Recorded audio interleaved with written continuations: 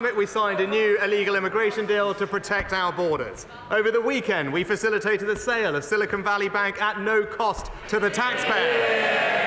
And we have launched a submarine partnership with Australia and the US, launched our integrated review and boosted our defence budget. Mr. Speaker, this morning I had meetings with ministerial colleagues and others. In addition to my duties in this House, I shall have further such meetings later today. Jessica Litz. Thank you, Mr. Speaker. I've worked for years with women brought here illegally as sex slaves, raped by 30 men a day. Last week, the Prime Minister tweeted that these victims would be denied access to support from our modern slavery system, a tweet that traffickers will hold up to these women and say, see, no one will help you. Before the Prime Minister parrots his prepared answer about increases in the number of people accessing our modern slavery system, let me educate him and everyone else in this House that the biggest increase in the last 10 years has been from the huge increase in British adults and children trafficked for sex and crime within Britain. Not a number they should be proud of. How exactly will I help the next woman I meet brought here illegally from being repeatedly raped if she, as he tweeted, is denied access from our modern slaves? Mr. Speaker, just to correct the Honourable Lady, it is actually now a minority of people in our modern slavery referral system that are from the UK. That was not the intention of the legislation when it was introduced. We have a proud record of supporting victims of modern slavery, and thousands of victims are supported every year here in the UK, and that will not change as we grip illegal immigration. Danny Kruger.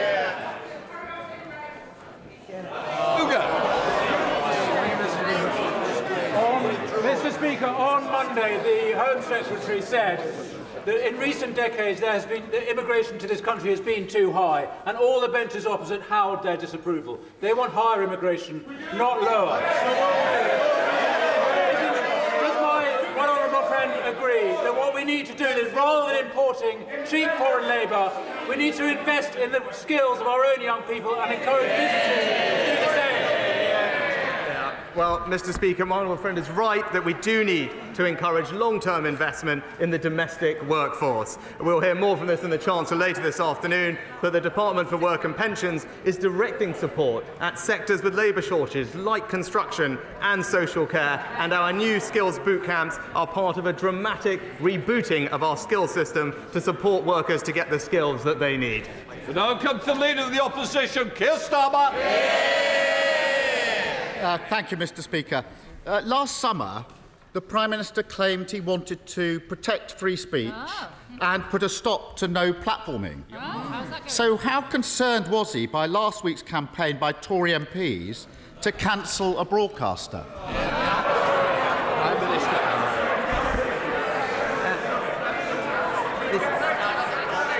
Minister. Mr. Speaker, as I said at the time, the issues between Gary Lineker and the BBC were for them to resolve, and I'm very glad that they did, and we can look forward to watching Match of the Day again on our screens. Keir Starmer.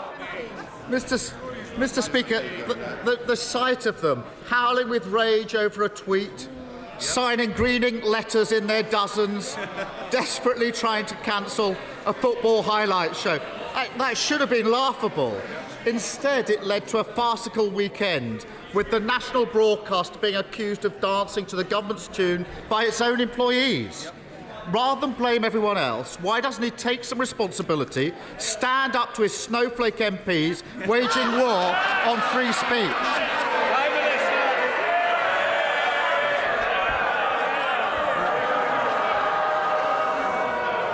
Mr. Speaker, just the usual political opportunism from the leader of the Labour Party. Because I don't know if he noticed.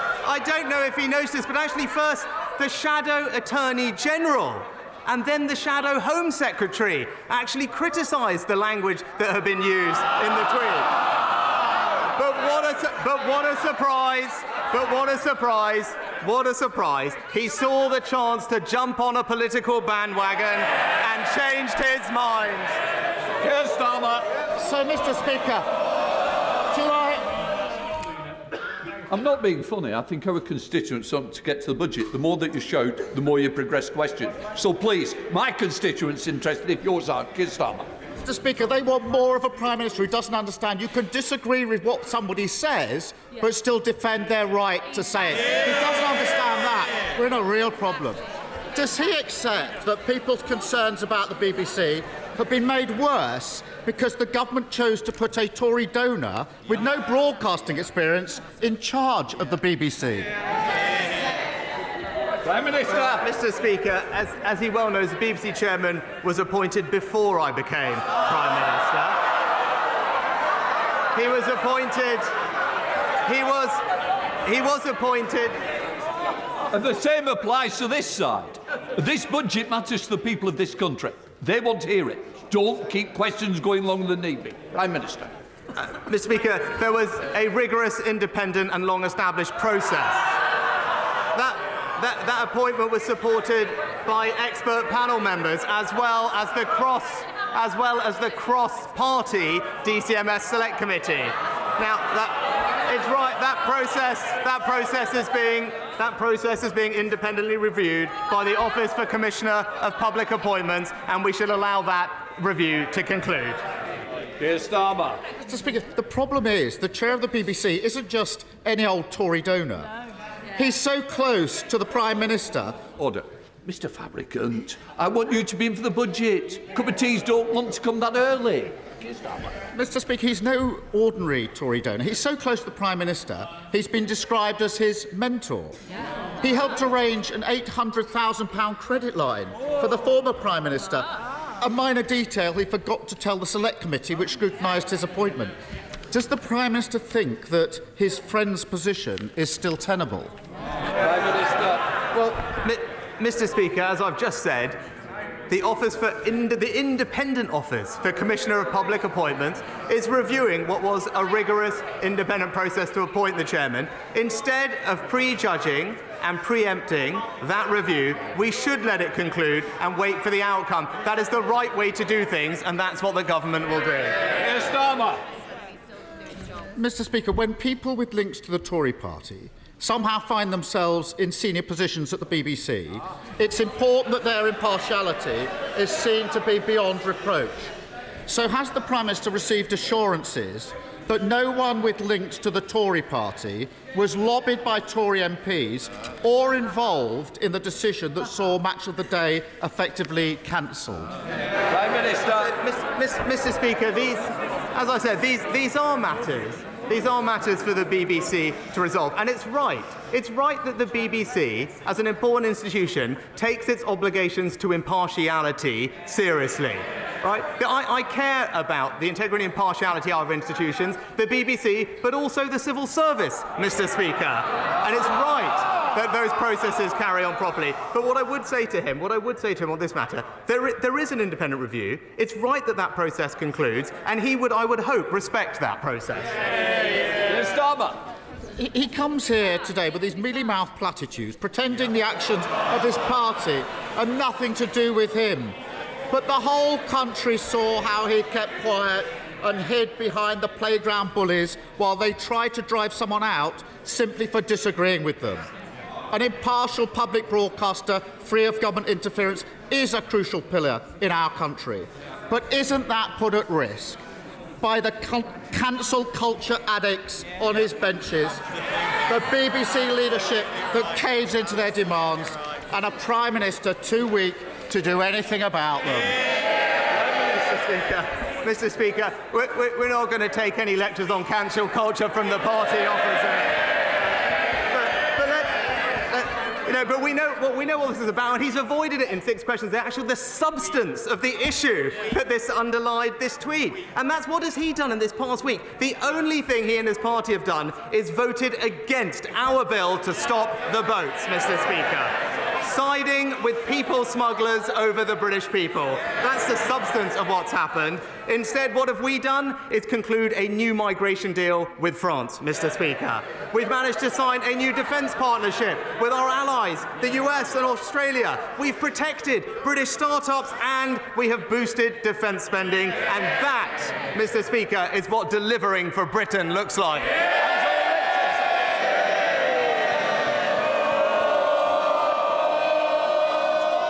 Can I just say to you, the biggest day in the House, and you want to carry on cheering?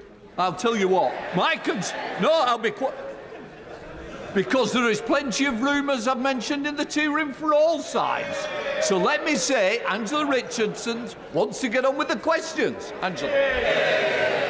Thank you, Mr. Speaker. For decades, Surrey Research Park in Guildford has been home to our pioneering space sector, with Surrey Satellite Technology Limited and now Surrey Space Centre's spacecraft project, which recently received £300,000 to train and recruit dedicated space engineers and create facilities to trial space-related technology. Will my right honourable friend join with me in welcoming this investment? And when his diary allows, will he come and visit Guildford to celebrate successful local innovation and job creation? Well, I can reassure my honourable friend that we are continuing to invest in the UK's thriving space sector, including in her constituency, a new £6.5 million scheme to support high-impact projects. Space South Central, as she knows, is already the leading regional space cluster in the UK. There's more investment coming, and I look forward to either visiting myself or the Minister of State for Science, Innovation and Technology to make sure that her companies get the recognition they deserve. SNP leader Stephen Flynn. Mr. Speaker, on Monday, as households in Scotland were awakening to freezing temperatures, they were met with the news that the electricity grid had been upgraded in order to meet the power demands of the Prime Minister's new swimming pool.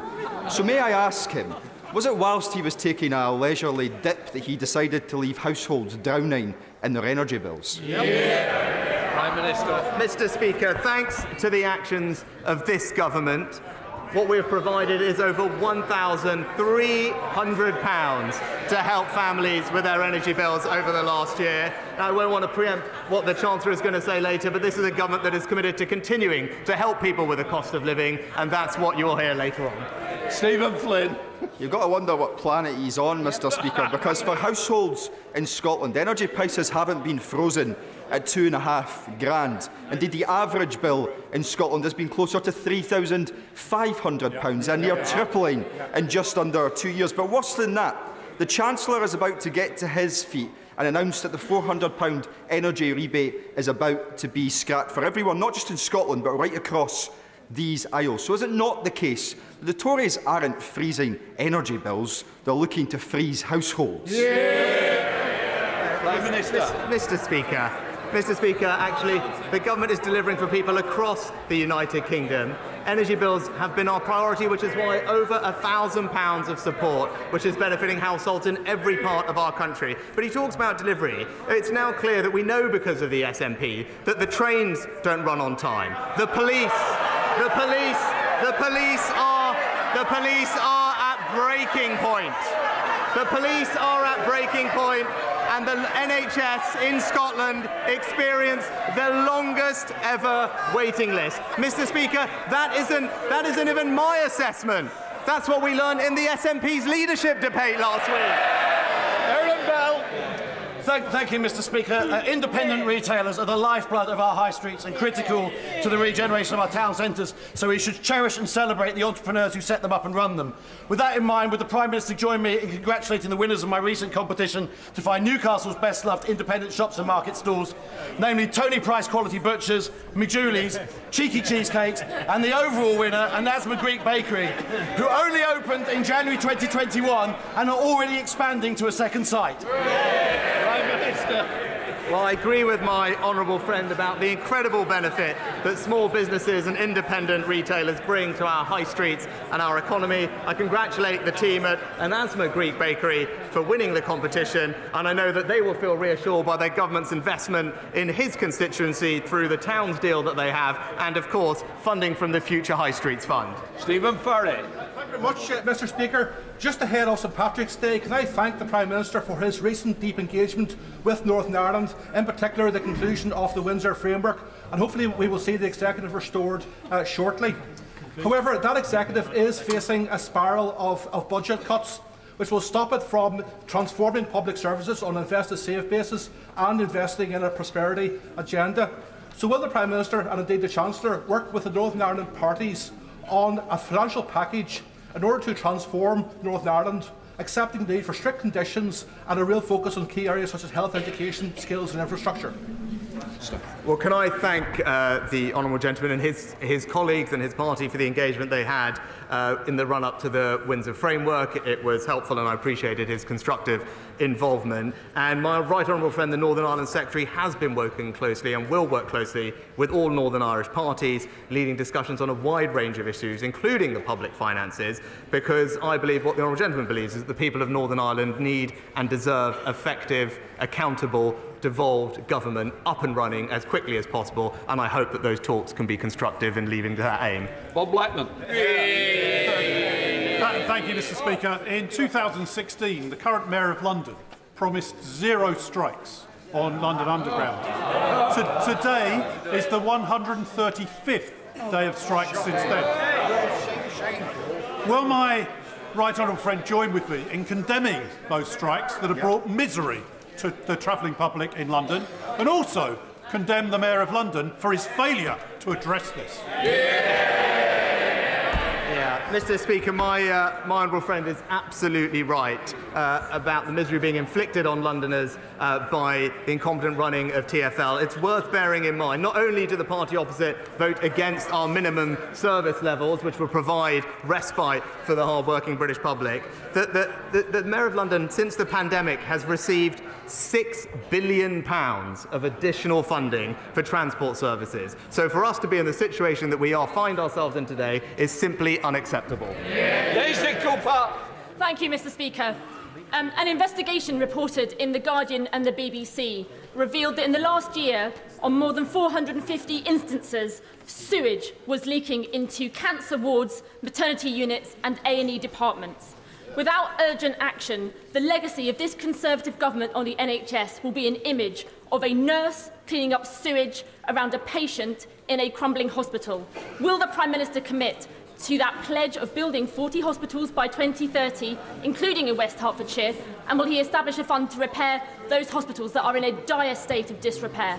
Mr. Speaker, we are investing record sums in NHS capital to upgrade dozens of hospitals across the country, but in particular to build 40 new hospitals, and we are committed in particular to a new hospital scheme at West Hertfordshire Hospital NHS Trust as part of that programme, and the programme is working closely with the Trust on their plans in line with the approach that we have taken nationally. Mark Plitchard. Speaker, does the Prime Minister agree with me that agri-tech is a vital part of the UK economy, and in particular the excellent work of the Crop and Environment Research Centre at Harper Adams University in Shropshire? I know he has a busy schedule, but could he dispatch the Secretary of State to come and look at that research centre, and in particular the women leading science and maths at Harper Adams, and indeed leading the world? Well, Mr. Speaker, I agree with my honourable friend, and in particular Harper Adams is a fantastic example of the type of innovation and skills provision that we need in our agri-tech sector, and that's why I'm pleased post-Brexit that we can introduce the gene editing bill, Mr. Speaker, which will help drive productivity and efficiency in our agricultural sector even further. But Speaker, the government promised the 40 new hospitals 3 years ago, and the Prime Minister's just expressed his intention to proceed again. 2 years ago, in St Mary's Paddington Hospital serving my constituency, a ward ceiling fell in during floods, the eye hospital was closed by a fire, and the birth centre and maternity wards are threatened by structural problems. This week, trust managers said the infrastructure is having an increasing impact on staff and patients. We just can't afford to continue to waste money on failing buildings. But the hospital is waiting for the commitment from the government for the funding under the New Hospitals programme. Will today be the day that the Prime Minister commits to that specifically? Well, Mr Speaker, as I said in my previous answer, the government is committed to the New Hospitals programme. We've committed record sums to NHS Capital, not just for that programme, but for smaller scale upgrades across the country. And those conversations with her trust and others are happening in the same way across the country, and I look forward to those conversations continuing.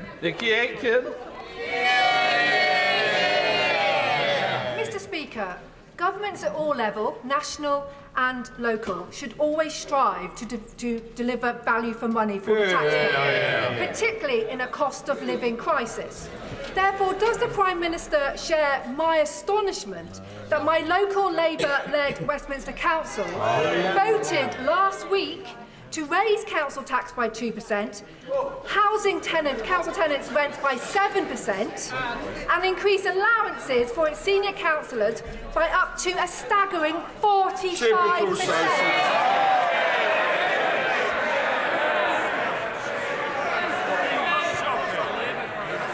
You've got to answer. Well, Mr. Can I just say, Prime Minister, I don't know who's giving you the advice, but take it from the chair. Please answer. Mr. Speaker, it is disappointing to see that I think it's been just under a year that the now Labour-run Westminster Council has put its own councillors' pay ahead of everything else. I can't quite believe the figures that we heard from Honourable Friend. A staggering, an eye-watering 45% pay increase when people across our country and indeed the ward are suffering cost of living pressures. It's clear, Mr. Speaker, that it's only Conservative-run councils that deliver for their residents. Thank you, Mr. Speaker. Mr. Speaker, every child in the UK is entitled to free NHS dental treatment, but with 80% of practices not accepting children as new patients, is the Prime Minister proud of his record on our children's dental health? Mr. Speaker, we're investing £3 billion in NHS dentistry, and because of the reforms to the contract, there will be about 10% more activity this year above contracted levels. There are 500 more dentists in the NHS today, but also, I think, almost a 45% increase in the amount of dental care being provided to children. Eric Thomas. Mr. Speaker, 5 years ago, £40 million of public funds were set aside for brain tumour research, but recent government figures suggest that a little as a quarter of that money has been deployed to researchers. The mechanism to distribute research funding effectively is broken. As a result, the brain tumour community has not seen the breakthroughs in treatment and survival rates that many of us believe they should have. Does my friend the Prime Minister agree with me that a unique, complex disease needs a unique response? And in what is Brain Tumour Awareness Month, will he make brain cancer a critical research priority across all cancers? Well, can I thank my honourable friend for his thoughtful and powerful question. He's absolutely right about the importance of medical research being expedited so we can deliver better care for the people who are affected. I'll make sure that he gets a meeting with the relevant minister so we can ensure that that funding gets out to the people who need it and we can bring relief to them as quickly as we can. Joanna Chung. Thank you, Mr. Speaker. With the encouragement of the British government, female prosecutors and female judges in Afghanistan stood up for the rule of law and for a more inclusive and equal nation. Those left behind are in mortal danger. Last year, I met with senior officials at the Foreign Office who were open to making a specific case for at least some of these women to be relocated to the United Kingdom, but nothing has happened since then. This dire situation requires a prime ministerial intervention. So I'm not asking to meet the Prime Minister's officials or his ministers. I'm asking him directly, will he meet with me to see what we can do for these women? Prime Minister. I'm very happy to meet with the Honourable Lady, and she will know that we take our obligations to those who helped and served in Afghanistan extremely seriously, both through the ARAP scheme and the ACRS scheme. We have already brought 20,000 refugees from Afghanistan to the UK. We've worked closely with the UNHCR and others on those legal routes, but I'd be happy to meet with her to ensure that we're targeting our compassion, our generosity on the people who most need it and not those who are coming here illegally. Caroline Ansell. Mr. Speaker, at the height of the pandemic, centre-assessed grades allowed our young people to move forward with their lives. Lara, my very brave young constituent, is now battling cancer and will not sit the GCSE exams she has worked so hard for, and could be left with only a certificate of recognition. In exceptional circumstances such as these, why can't the same principle apply? Would my right honourable friend, the Prime Minister, look compassionately at this situation? Prime Minister. Start by sending my best wishes to Lara and thanking my honourable friend for raising her case in Parliament. Of course, it's incredibly upsetting and challenging for children and young people to be diagnosed with a serious illness, and especially so close to their exams. Now, there are allowances that are made, and in the first instance, students will speak to their school or their college to make those reasonable adjustments, but I'll be happy to make sure that we work with my honourable friend to find a resolution in Lara's case. Dr. Rupa. Mr. Speaker, I welcome the PM's numeracy drive, but did he know that some 7.1 million adults in England are functionally illiterate? It's often diagnosed late in life, like with TV's J Blades, if at all.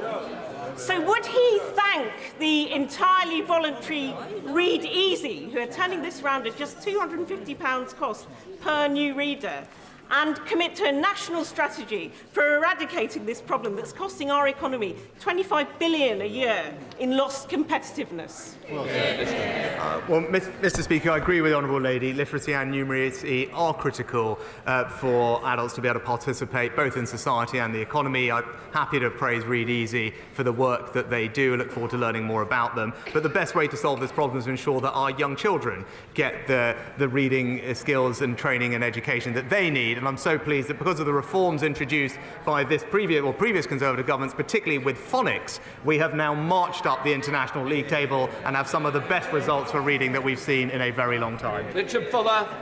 Thank you, Mr. Speaker. More than a quarter of the economic output of this country is in sectors overseen by some of our major regulators, such as Ofwat and Ofgem. But historically, there's been very little in the way of oversight to say whether they're doing a good job or a bad job, whether they're achieving international best practice or not. So can the Prime Minister look to see what he can do to address this historical oversight and enable regulators to play their part in ensuring economic growth? Well, Mr. Speaker, as always, my honourable friend makes a very thoughtful point, and he's absolutely right about the importance of our regulators in driving growth, competitive investment in our economy. I know the Chancellor will have something to say on this later on, but he should rest assured that we will keep at it to make sure that there is accountability and oversight of our regulators. We all want to see more growth in our economy, and they need to play their part in delivering it. Reb Stringer. Mr. Speaker, 20 years after defeat in the Second World War, the first Japanese bullet train travelled the 300 miles from Tokyo to Osaka at 200 miles an hour. Isn't it a measure of the government's incompetence, yes, lack of commitment to the regions, lack of commitment to infrastructure, that it is now expected that 24 years after a Conservative Transport Secretary announced that HS2 would happen, that Birmingham, Manchester and London will not be linked by that time? Mr. Speaker, we're actually delivering the biggest rail investment.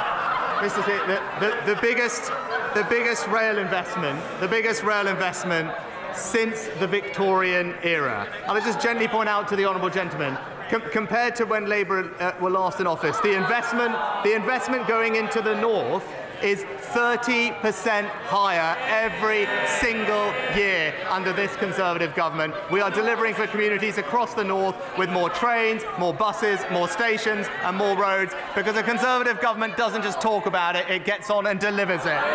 Sir Robert Neal. Thank you, Mr. Speaker.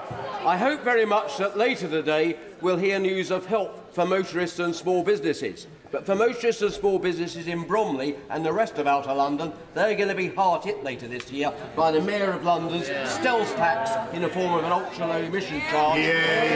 Costs money and jobs. Isn't it time to revisit the Local Government Act and revise it so that such charges can only be imposed on London boroughs with the consent of the boroughs themselves? Well, Mr. Speaker, my honourable friend makes an excellent point, and it's right that the Mayor of London should listen to the voices of commuters, of families and of small businesses as he inflicts his damaging tax on them. This government will always be on the side of those people, and this budget will deliver for them too. And completes Prime Minister's questions.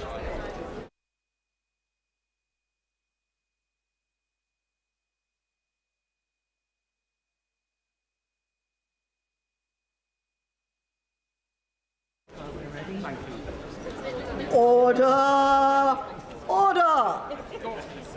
Before I call the Chancellor of the Exchequer, I have to remind honourable members that copies of the budget resolutions will be available to them from the Vote Office in Members' Lobby at the end of the Chancellor's statement and, of course, online.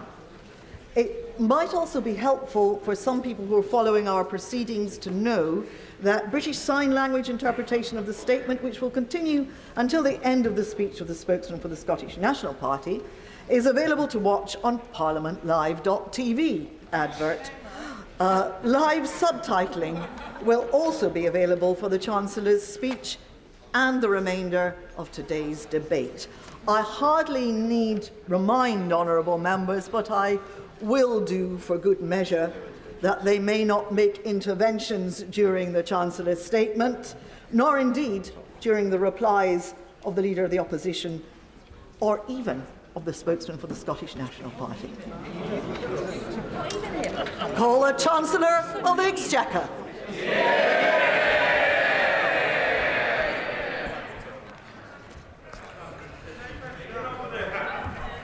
Madam Deputy Speaker, in the face of enormous challenges, I report today on a British economy which is proving the doubters wrong. In the autumn, we took difficult decisions to deliver stability and sound money. Since mid-October, 10-year gilt rates have fallen, debt servicing costs are down, mortgage rates are lower, and inflation has peaked. The International Monetary Fund says our approach means the UK economy is on the right track. Yeah. But we remain vigilant and will not hesitate to take whatever steps are necessary for economic stability. Today, the Office for Budget Responsibility forecasts that because of changing international factors and the measures I take, the UK will not now enter a technical recession this year. Yeah.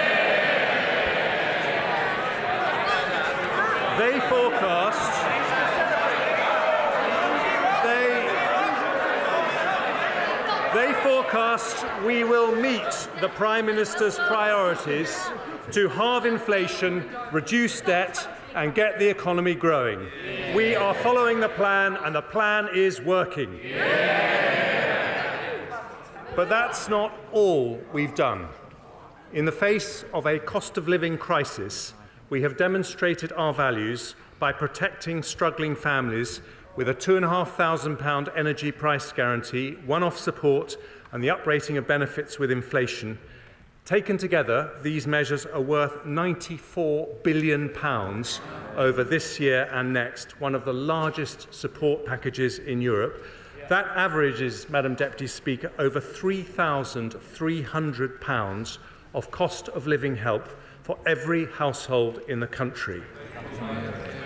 Today, we deliver the next part of our plan, a budget for growth. Not just the growth that comes when you emerge from a downturn, but long-term, sustainable, healthy growth that pays for our NHS and schools, finds jobs for young people and provides a safety net for older people, all whilst making our country one of the most prosperous in the world. Prosperity with a purpose, and that is why growth is one of the Prime Minister's 5 priorities for our country. I deliver that today by removing obstacles that stop businesses investing, by tackling labour shortages that stop them recruiting, by breaking down barriers that stop people working, and by harnessing British ingenuity to make us a science and technology superpower. I start with the forecasts produced by Richard Hughes and his team at the Independent Office for Budget Responsibility, who I thank for their diligent work. They have looked in detail at the Prime Minister's economic priorities. The first of those is to halve inflation. Inflation destroys the value of hard-earned pay, deters investment and foments industrial strife. This government remains steadfast in its support for the Independent Monetary Policy Committee at the Bank of England as it takes action to return inflation to the 2% target.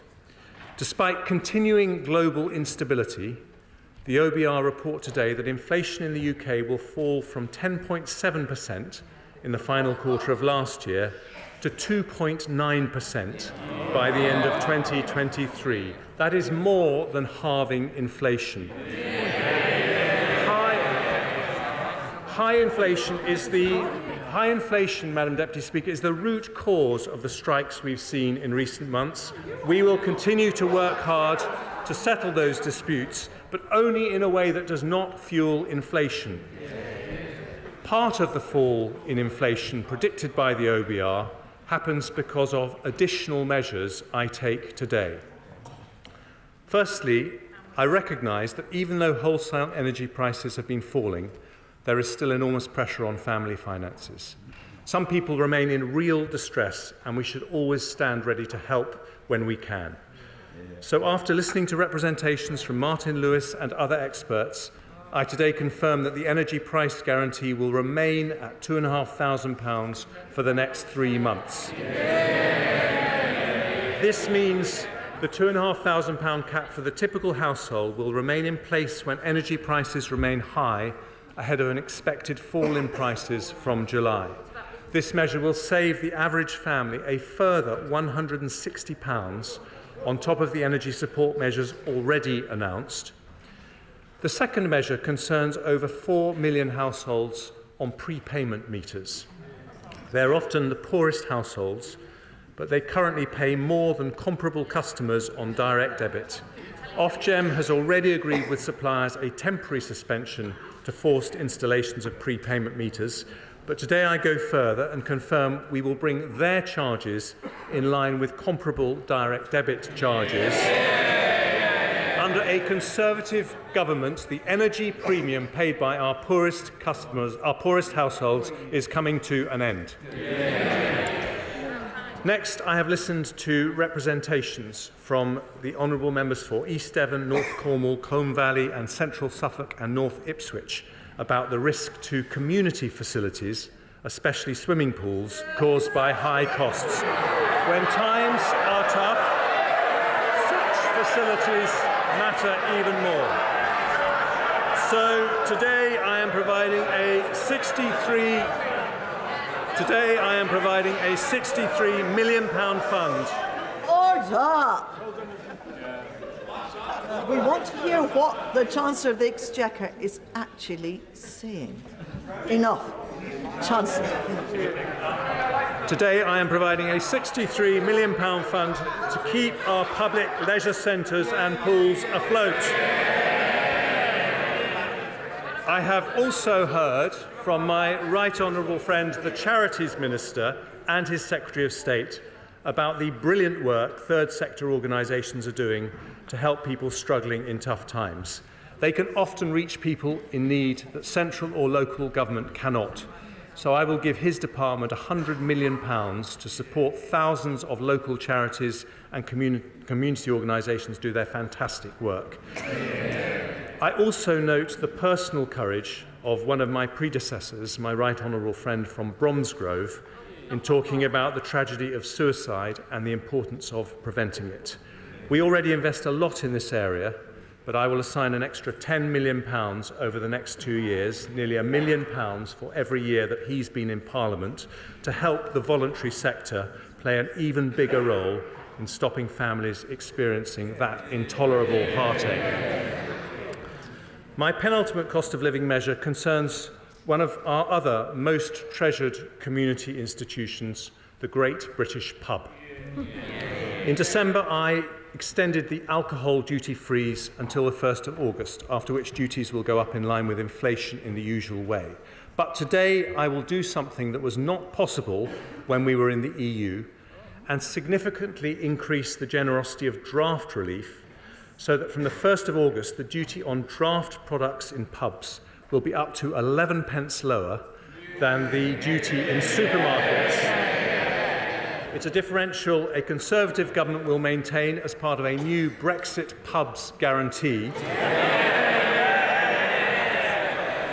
Madam Deputy Speaker, British ale is warm, but the duty on a pint is frozen. And even better, thanks to the Windsor framework negotiated by my right honourable friend, the Prime Minister, that change will now apply to every pub in Northern Ireland. And finally, Madam Deputy Speaker, I've heard the representations from the Honourable Member for Stoke-on-Trent North, my right honourable friend for Witham, and my right honourable friend from South Thanet and the Sun newspaper about the impact on motorists of the planned 11 pence rise in fuel duty. I noticed the party opposite called for a freeze on this duty. Somehow they forgot to tell the British people they have voted against every single fuel duty freeze for the last 12 years.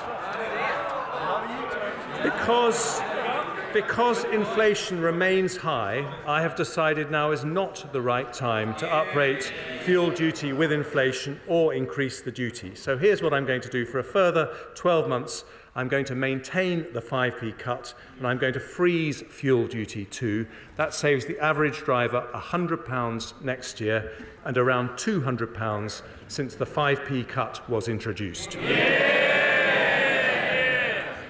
Our energy price guarantee, fuel duty and duty on a pint all frozen in today's budget. That doesn't just help families, it helps the economy too, because their combined impact reduces CPI inflation by nearly 0.75% this year, lowering inflation when it is particularly high. I now turn to the Prime Minister's second priority, which is to reduce debt. Here too, our plan is on track. Underlying debt is forecast to be 92.4% of GDP next year, then 97.3%, 94.6%, 94.8%, before falling to 94.6% in 27-28. We are meeting the debt priority. And with a buffer of £6.5 billion, it means we are meeting our fiscal rule to have debt falling as a percentage of GDP by the 5th year of the forecast. As a proportion of GDP, our debt remains lower than the USA, Canada, France, Italy and Japan. And because of the decisions I take today and the improved outlook for public finances, underlying debt in 5 years' time is now forecast to be nearly 3 percentage points of GDP lower than it was in the autumn. That means more money for our public services and a lower burden for future generations, deeply held Conservative values which we put into practice today. At the autumn statement, I also announced that public sector net borrowing must be below 3% of GDP over the same period. The OBR confirmed today that we're meeting that rule with a buffer of £39.2 billion. In fact, our deficit falls in every single year of the forecast, with borrowing falling from 5.1% of GDP in 23-24 to 3.2% to 2.8% to 2.2% and 1.7% in 27-28. Even better, in the final 2 years of the forecast, our current budget is in surplus, meaning we only borrow for investment and not for day-to-day spending. Day-to-day departmental spending will grow at 1% a year on average in real terms after 24-25 until the end of the forecast period. Capital plans are maintained at the same level set at the autumn statement. We will uprate tobacco duty and we will freeze the gross gaming duty yield bands. We're also maintaining the starting rate for savings and ISA subscription limits, and we'll bring forward a range of measures to tackle promoters of tax avoidance schemes. Madam Deputy Speaker, taken together, today's measures lead to a slightly lower overall tax burden for the rest of the Parliament compared to the OBR's autumn forecast. Other parties run out of money, but a Conservative government is reducing borrowing and improving our public finances.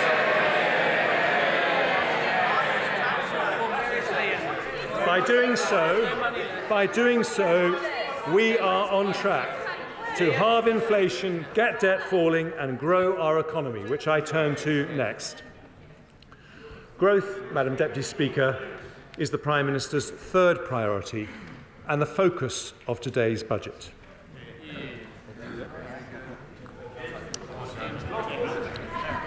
"13 years ago, we inherited an economy that had crashed. But since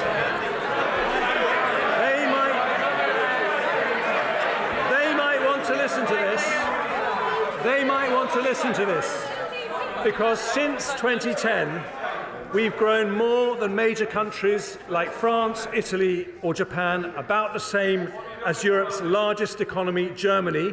We've halved unemployment, we've cut inequality, we've reduced the number of workless households by 1 million. For the first time ever, because of rises in tax thresholds made by successive Conservative chancellors, people in our country can earn £1,000 a month without paying a penny of tax or national insurance. The party opposite opposed those tax reductions, but they have helped lift 2 million people out of absolute poverty after housing costs, including 400,000 pensioners and 500,000 children. That averages 80 pensioners and 100 children lifted out of poverty for every single day we've been in office. And today we face the future with extraordinary potential. The World Bank said that of all big European countries, we are the best place to do business. Global chief executives say that apart from America and China, we are the best country to invest in. We became the second country in the world to have a stock of foreign direct investment worth $2 trillion. And London has just pipped New York and 53 other global cities to be the best place in the world for female entrepreneurs. Declinists are wrong about our country for another reason, which is our strength in new industries that will shape this century. Over the last 13 years, under Conservative leadership, we have become the world's third trillion-dollar tech economy after the US and China. We've built the largest life sciences sector in Europe, producing a COVID vaccine that saved 6 million lives and a treatment that saved 1 million more. Our film and TV industry has become Europe's largest, with our creative industries growing at twice the rate of the economy. Our advanced manufacturing industries produce around half the world's large civil aircraft wings. And thanks to a clean energy miracle, we have become a world leader in offshore wind. Other parties talk about a green energy revolution. So I gently remind them that nearly 90% of our solar power was installed in the last 13 years, showing it's the Conservatives who fix the roof when the sun is shining.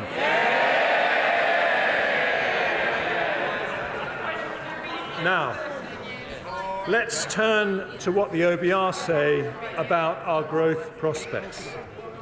In November, they expected that the UK economy would enter recession in 2022 and contract by 1.4% in 23. That left many families feeling concerned about the future. But today, the OBR forecast we will not enter a recession at all this year, with a contraction of just 0.2%. And after this year, the UK economy will grow in every single year of the forecast period by 1.8% in 24, 2.5%, 2.1% and 1.9% in 27.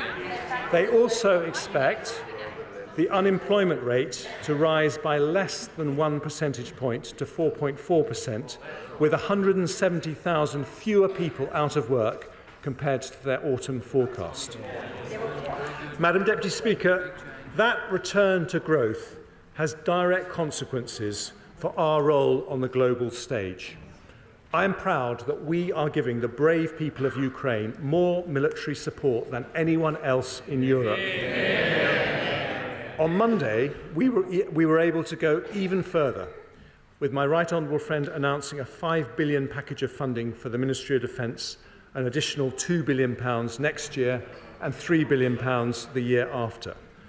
Today, following representations from our persuasive Defence Secretary, I confirm that we will add a total of £11 billion to our defence budget over the next 5 years, and it will be nearly 2.25% of GDP by 2025.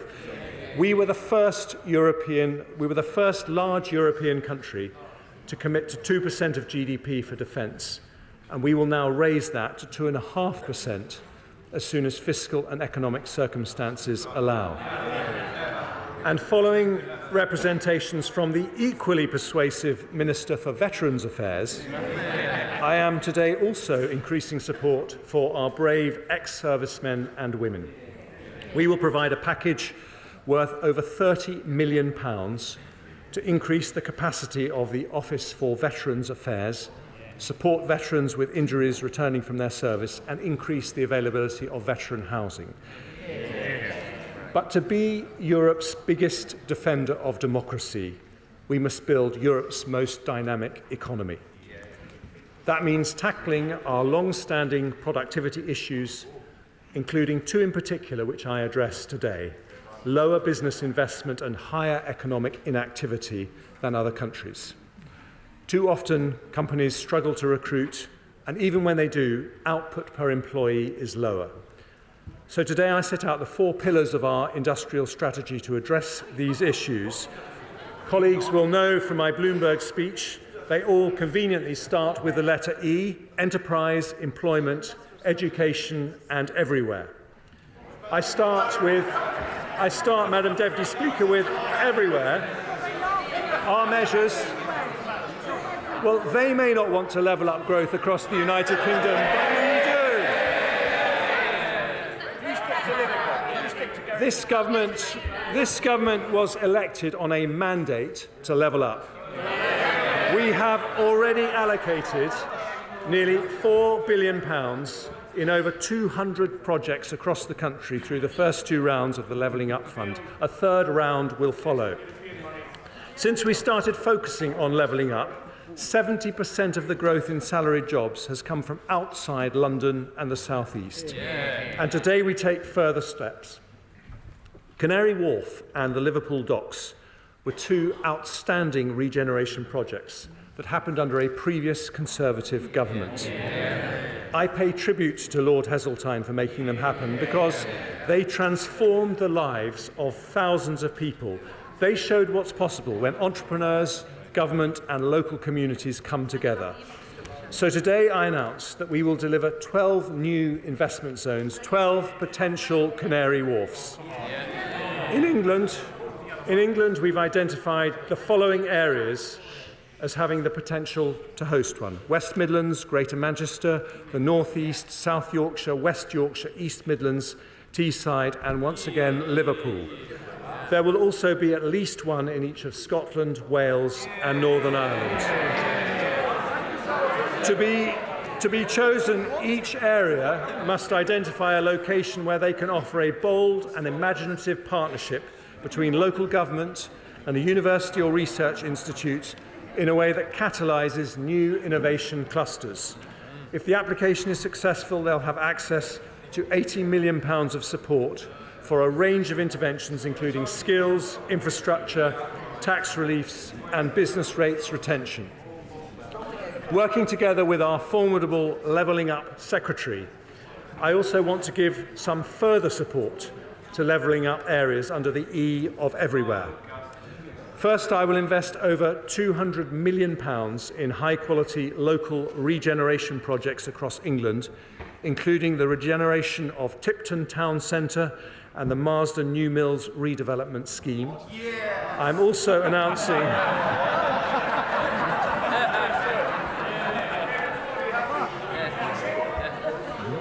announcing a further £161 million for regeneration projects in mayoral combined authorities and the Greater London Authority, and I will make over £400 million available for new levelling up partnerships in areas that include Redcar and Cleveland, Blackburn, Oldham, Rochdale, Mansfield, South Tyneside and Bassetlaw. Having listened to the case for better local transport infrastructure from many honourable members, I can announce a second round of the City Region Sustainable Transport Settlements allocating £8.8 billion over the next 5-year funding period. And following a wet, then cold winter, I have also received particularly strong representations from my honourable friends from North Devon, South West Devon and Newton Abbot, as well as Councillor Peter Martin from my own constituency, about the curse of potholes. The spending review allocated £500 million every year to the Potholes Fund, but today I have decided to increase that fund by a further £200 million next year to help local communities tackle this problem. For Scotland, Wales and Northern Ireland, this budget delivers not only a new investment zone, but an additional £320 million for the Scottish Government, £180 million for the Welsh Government, and £130 million for the Northern Ireland Executive as a result of Barnett's consequentials. On top of which in Scotland I can announce up to £8.6 million of targeted funding for the Edinburgh Festivals, as well as £1.5 million funding to repair the Clodagh Bridge. I will provide £20 million of funding for the Welsh Government to restore the Holyhead breakwater, and in Northern Ireland I'm allocating up to £3 million to extend the Tackling Paramilitarism programme and up to £40 million to extend further and higher education participation. But, Madam Deputy Speaker, for levelling up to truly succeed, we need to unleash the civic entrepreneurship that's only possible when elected local leaders are able to fund and deliver solutions to their own challenges. That means giving them responsibility for local economic growth and the benefit from the upside when it happens. So this government will consult on transferring responsibilities for local economic development from local enterprise partnerships to local authorities from April 24. I will also boost mayors' financial autonomy by agreeing multi-year single settlements for the West Midlands and Greater Combined Manchester Authority in the next spending review, something I intend to roll out for all mayoral areas over time. I've also agreed a new long-term commitment so that they can retain 100% of their business rates, something I also hope to expand to other areas. Investment zones, regeneration projects, levelling up partnerships, local transport infrastructure and business rates retention, more control for local communities over their economic destiny, so we will level up wealth and opportunity everywhere. Yeah. Today's priority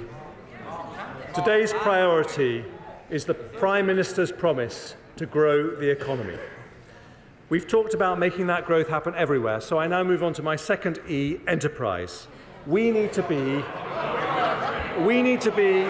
well, this has never been something of interest to the Labour Party, but for Conservatives, we won't rest until we are Europe's most dynamic enterprise economy. And under a Conservative government, that is exactly what's been happening. Since 2010, we have 1 million more businesses in the UK, a bigger increase than Germany, France or Italy. But I want another million and another million after that. So today I bring forward enterprise measures in these three areas to lower business taxes, reduce energy costs and support our growth industries. So let's start with business taxation. Conservatives know the importance of a competitive tax regime. We already have lower levels of business taxation than France, Germany, Italy or Japan. But I want us to have the most pro-business, pro-enterprise tax regime anywhere. Even after the corporation tax rise this April, we will have the lowest headline rate in the G7, lower than any period under the last Labour government. Only 10% of companies will pay the full 25% rate. But even at 19%, our corporation tax did not incentivise investment as effectively as countries with higher headline rates. The result is less capital investment and lower productivity than countries like France and Germany. We've already taken measures to address this. For larger business, we've had the super deduction, introduced by my right honourable friend, the Prime Minister, which ends this month. For smaller businesses, we've increased the annual investment allowance to £1 million, meaning 99% of all businesses can deduct the full value of all their investment from that year's taxable profits. If the super deduction was allowed to end without a replacement, we would have fallen down the international league tables on tax competitiveness and damaged growth. As a Conservative, I could not allow that to happen. So today I can announce we will introduce a new policy of full capital expensing for the next 3 years, with an intention to make it permanent as soon as we can responsibly do so. That means that every single pound a company invests in IT equipment, plant or machinery can be deducted in full and immediately from taxable profits.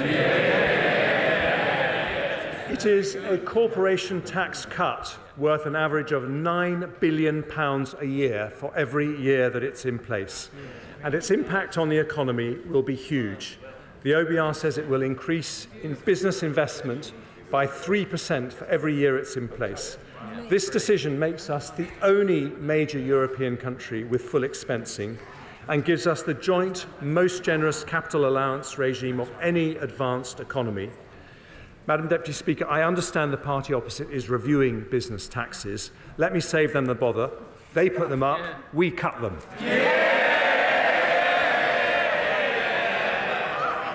I also want to make our taxes more competitive in our life science and creative industries sectors. In the autumn, I said I'd return with a more robust R&D tax credit scheme for smaller research-intensive companies. So today, I'm introducing an enhanced credit, which means that if a qualifying small or medium-sized business spends 40% or more of their total expenditure on R&D, they'll be able to claim a credit worth £27 for every £100 they spend. That means an eligible cancer drug company spending £2 million on research and development will receive over £500,000 to help them develop breakthrough treatments. It's a £1.8 billion package of support, helping 20,000 cutting-edge companies who day by day are turning Britain into a science superpower. And this government's audio-visual tax reliefs have helped make our film and TV industry the biggest in Europe. Only last month, Pinewood announced an expansion which will bring another 8,000 jobs to the UK. To give even more momentum to this critical sector, I'll introduce an expenditure credit with a rate of 34% for film, high-end television and video games, and 39% for the animation and children's TV sectors. I'll maintain the qualifying threshold for high-end television at £1 million. And because our theatres, orchestras and museums do such a brilliant job at attracting tourists to London and the UK, I'll extend for another 2 years their current 45% and 50% reliefs. Madam Deputy Speaker, an enterprise economy needs low taxes, but it also needs cheap and reliable energy. We have already announced billions of support to help businesses reduce their energy bills through the Energy Bills Relief Scheme and the Energy Bills Discount Scheme. We've appointed Dame Alison Rose, Chief Executive of NatWest, to co-chair our National Energy Efficiency Task Force and help deliver our national ambition to reduce energy use by 15%. And to support her efforts, I'll extend the Climate Change Agreement Scheme for 2 years to allow eligible businesses £600 million of tax relief on energy efficiency measures. But the long-term solution is not subsidy, but security. That means investing in domestic sources of energy that fall outside Putin or any autocrat's control. We are world leaders in renewable energy, so today I want to develop another plank of our green economy, carbon capture, usage and storage. I'm allocating up to £20 billion of support for the early development of CCUS, starting with projects from our east coast to Merseyside to North Wales, paving the way for CCUS everywhere across the UK as we approach 2050. That will support up to 50,000 jobs, attract private sector investment, and help capture 20 to 30 million tonnes of CO2 per year by 2030. We have increased the proportion of electricity generated from renewables from under 10% when we came into office to nearly 40%. But because the wind doesn't always blow and the sun doesn't always shine, even under the Conservatives, Madam Deputy Speaker, we will need another critical source of cheap and reliable energy, and that is nuclear. Now, there have been no more powerful advocates for this than the Honourable Member for Innismon, Copeland, Hartlepool and Workington. They rightly say that increasing nuclear capacity is vital to meet our net zero obligations. So to encourage private sector investment into our nuclear programme, I today confirm that, subject to consultation, nuclear power will be classed as environmentally sustainable in our green taxonomy.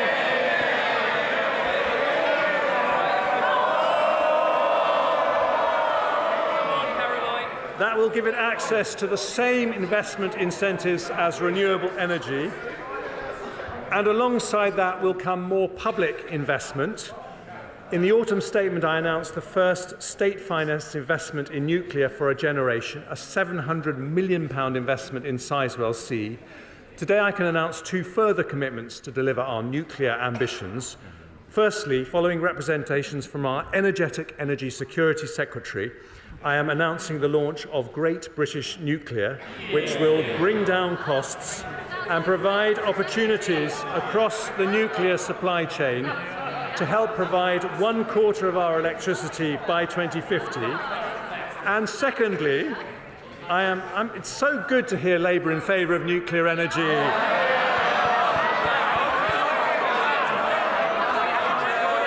Just a shame they never did any.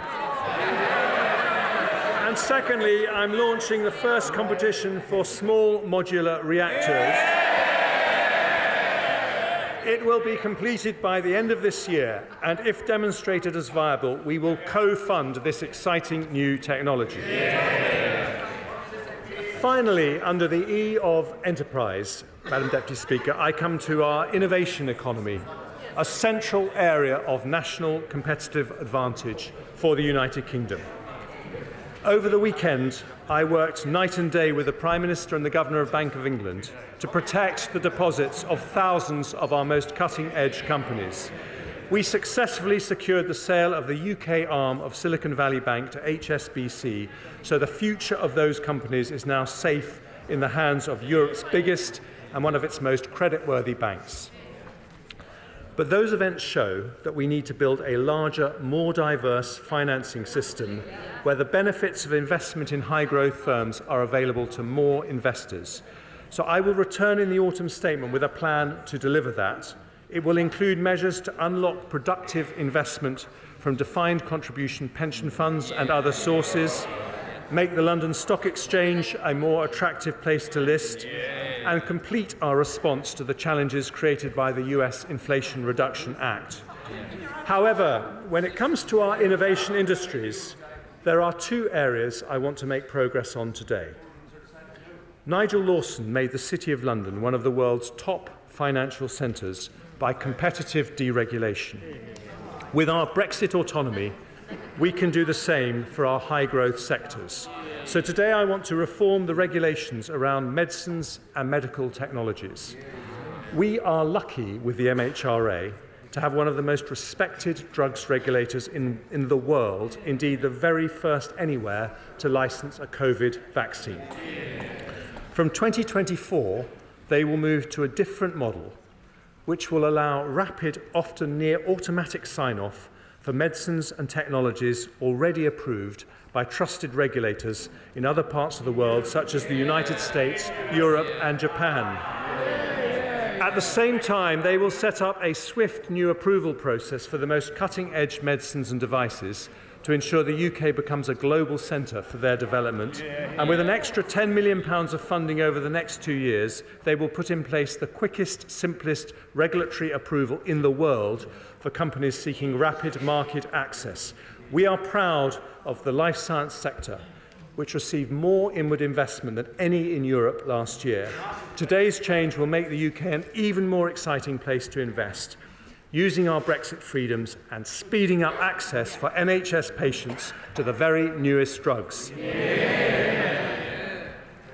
Today, with our talented Science, Innovation and Technology Secretary, I also take measures to strengthen our position in artificial intelligence, where the UK hosts 1/3 of all European companies.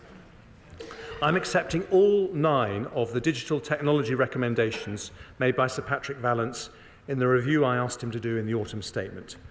That means I can report to the House that we will launch an AI sandbox to trial new, faster approaches to help innovators get cutting-edge products to market.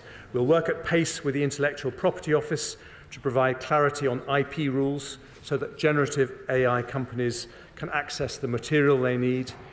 And we'll ask Sir Patrick's successor, Dame Angela McLean, to report before the summer on options around the growth duty for regulators. Because AI needs computing horsepower, I today commit around £900 million of funding to implement the recommendations of the Independent Future of Compute review for an exascale computer. The power needed by AI's complex algorithms can also be provided by quantum computing. So today we'll publish a quantum strategy which will set out our vision to be a world-leading quantum-enabled economy by 2033 with a research and innovation programme totalling £2.5 billion. I also want to encourage the best AI research to happen in the UK, so we'll award a prize of £1 million every year for the next 10 years to the person or team that does the most groundbreaking British AI research.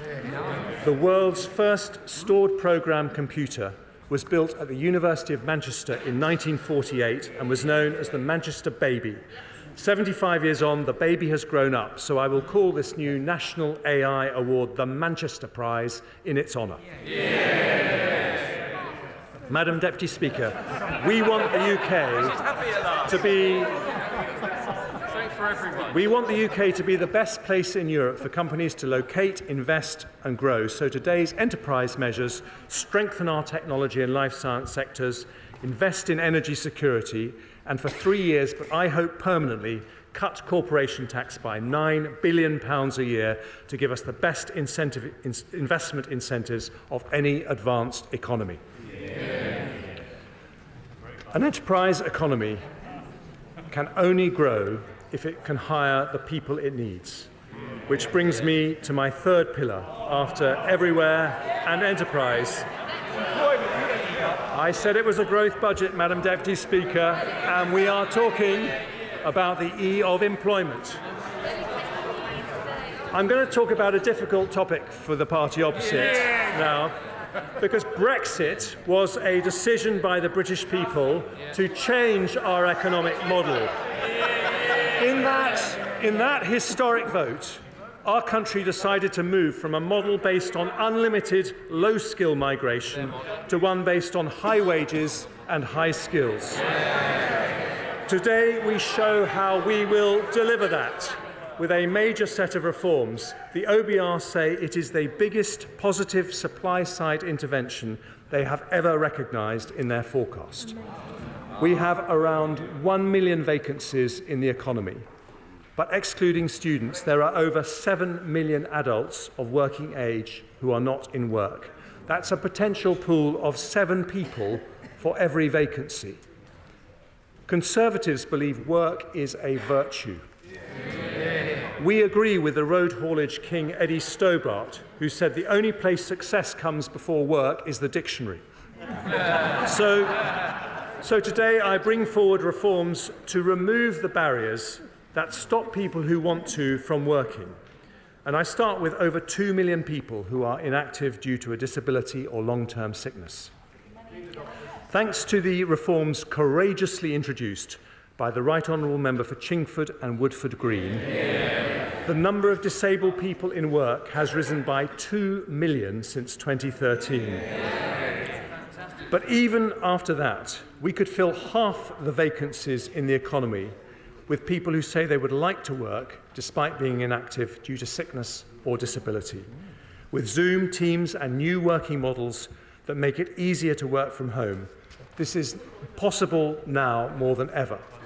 So for that reason, the ever-diligent Work and Pensions Secretary today takes the next step in his groundbreaking work on tackling economic inactivity. I thank him for that, and today we publish a white paper on disability benefits reform. It is the biggest change to our welfare system in a decade. His plans will abolish the work capability assessment in Great Britain and separate benefit entitlement from an individual's ability to work. As a result, disabled benefit claimants will always be able to seek work without fear of losing financial support. Today, I'm going further by announcing that in England and Wales, after listening to representations from the Centre for Social Justice and others, we will fund a new programme called Universal Support. This is a new voluntary employment scheme for disabled people where the government will spend up to £4,000 a person to help them find appropriate jobs and put in place the support they need. It will fund 50,000 places every single year. We also want to help those who are forced to leave work because of a health condition such as a back pain or a mental health issue. We should give them support before they end up leaving their job. So working with our Health Secretary, I'm announcing a £400 million plan to increase the availability of mental health and musculoskeletal resources and expand the individual placement and support scheme. And because occupational health provided by employers has a key role to play, I'll also bring forward 2 new consultations on how to improve its availability and double the funding for the small company subsidy pilot. There's another group that deserve particular attention, which is children in care. They too should be given all possible help to make a normal working life possible when they reach adulthood. Often they depend on foster families who do a brilliant job. So today I'm nearly doubling the qualifying care relief threshold to £18,140, which will give a tax cut to a qualifying carer worth an average of £450 a year. I'll also increase the funding we provide to the Staying Close programme by 50% to help more care leavers into employment, and I'll support young people with special educational needs and disabilities with a £3 million pilot expansion of the Department for Education's supported internship programme to help those people transition from education into the workplace. Madam Deputy Speaker, no civilised society can ignore the contribution that can be made by those with challenging family circumstances, a long-term illness or a disability. So today we remove the barriers we can with reforms that strengthen our society as well as strengthening our economy. The next set of employment reforms affects those on universal credit without a health condition who are looking for work or on low earnings. There are more than 2 million job seekers in this group, more than enough to fill every vacancy in the economy. Independence is always better than dependence, which is why a Conservative government believes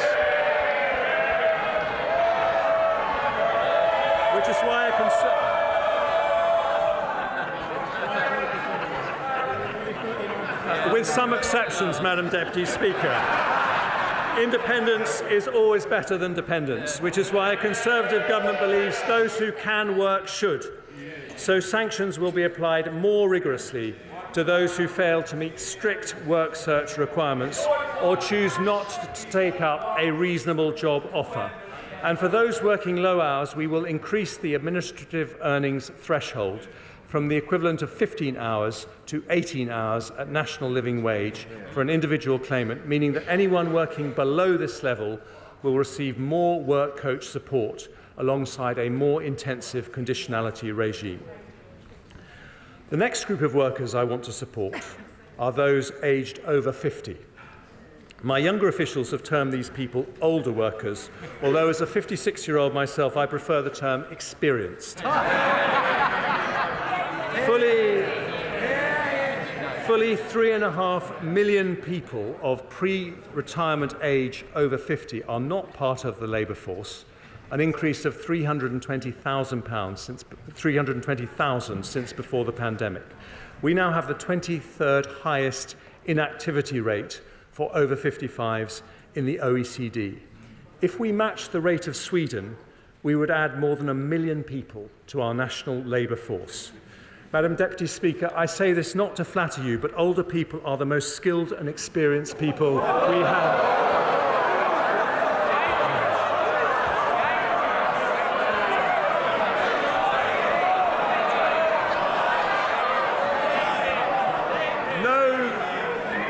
No country can thrive if it turns its back on such a wealth of talent and ability. But for too many, turning 50 is a moment of anxiety about the cliff edge of retirement, rather than a moment of anticipation about another 2 decades of fulfilment. I know this, Madam Deputy Speaker, myself. After I turned 50, I was relegated to the backbenches and planned for a quiet life, but instead I decided to set an example by embarking on a new career in finance. So today I take 3 steps to make it easier for those who wish to. It's going well, thank you. And today I take 3 steps to make it easier for those who wish to work longer. First, we will increase the number of people who get the best possible financial, health and career guidance ahead of retirement by enhancing the DWP's excellent midlife MOT strategy. They will also increase by 5-fold the number of 50-plus universal credits who receive midlife MOTs from 8,000 to 40,000 a year. Second, with my right honourable friend, the Education Secretary, who has a deep personal commitment to this area, will introduce a new kind of apprenticeship targeted at the over 50s who want to return to work. They will be called returnerships and operate alongside skills boot camps and sector-based work academies. They'll bring together our existing skills programmes to make them more appealing for older workers, focusing on flexibility and previous experience to reduce training length. Finally, I have listened to the concerns of many senior NHS clinicians who say unpredictable pension tax charges are making them leave the NHS just when they are needed the most. The NHS is our biggest employer, and we will shortly publish a long-term workforce plan that I promised in the autumn statement. But ahead of that, I don't want any doctor to retire early because of the way pension taxes work. It's an issue I've discussed not just with the current Health Secretary, but a former Health Secretary who kindly took a break from WhatsApping his colleagues to consider it.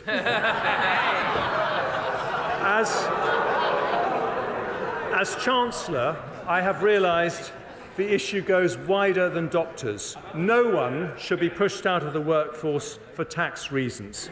So today I will increase the pension's annual tax-free allowance by 50%, from 40,000 to 60,000. Some have also asked me to increase the lifetime allowance from its £1 million limit. But I've decided not to do that. Instead, I will go further and abolish the lifetime allowance altogether.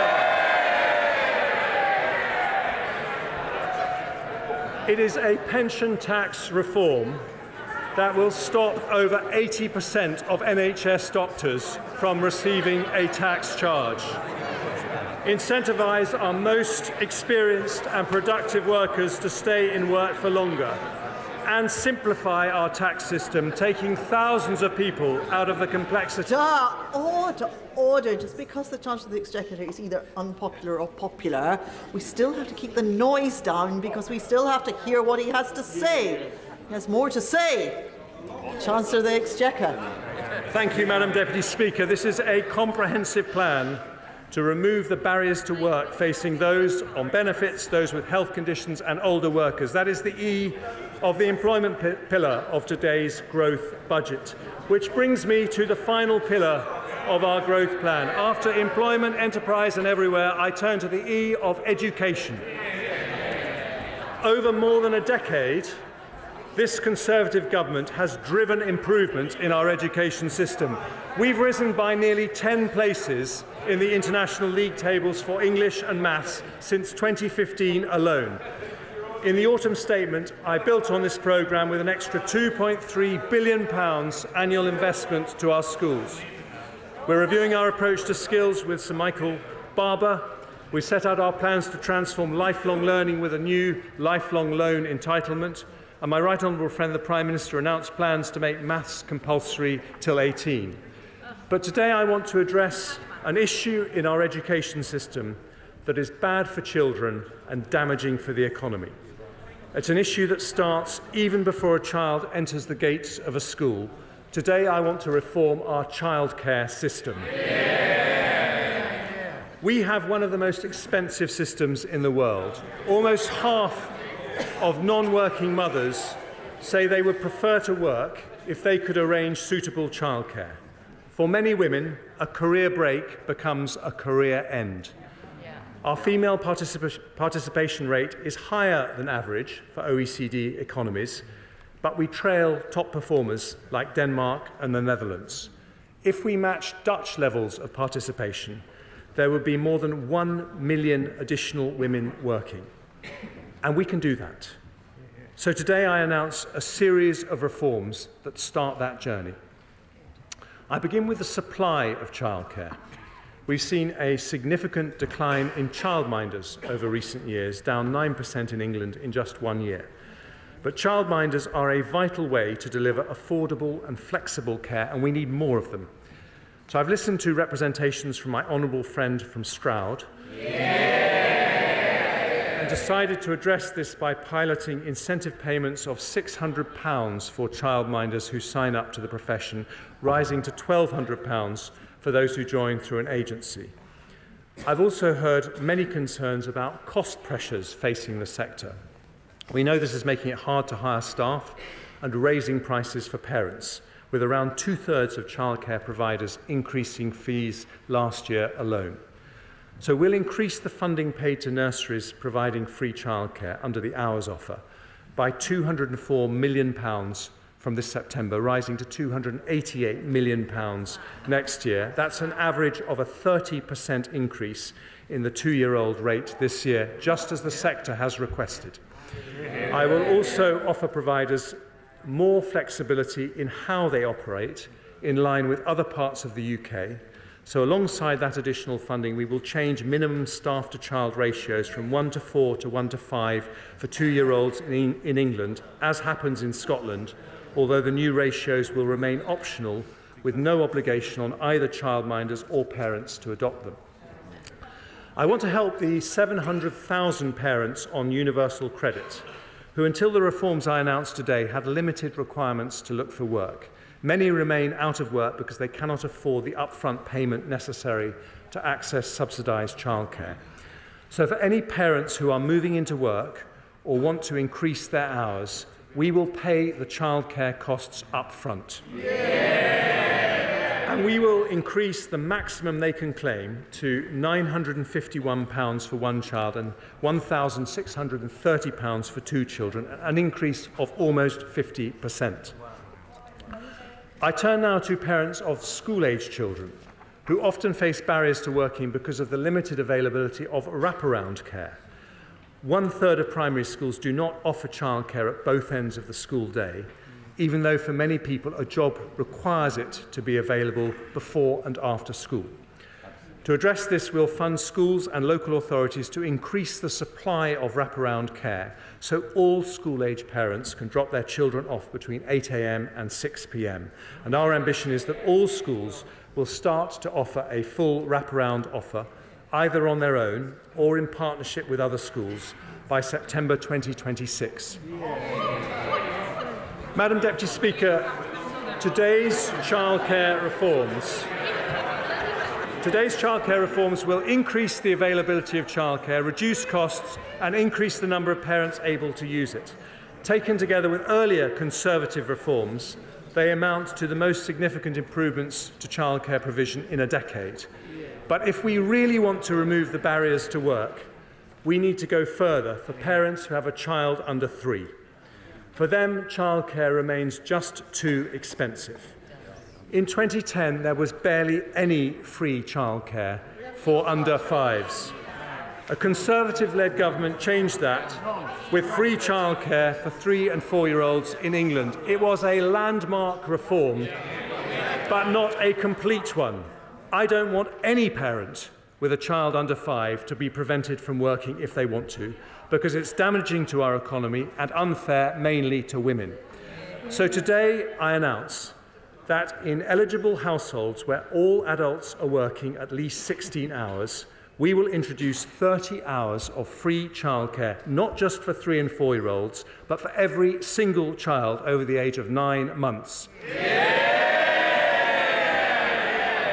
The 30-hour offer will now start from the moment maternity or paternity leave ends. It's a package worth, on average, £6,500 every year for a family with a 2-year-old child using 35 hours of childcare every week, and reduces their childcare costs by nearly 60%.